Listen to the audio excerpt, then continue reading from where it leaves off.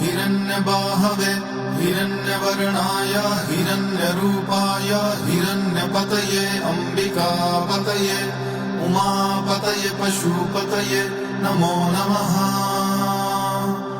ईशान सर्वविद्यानाम् ईश्वर सर्वभूतानां ब्रह्माधिपते ब्रह्मणोऽधिपते ब्रह्मा शिवो अस्तु सदाशिवोऽहम्।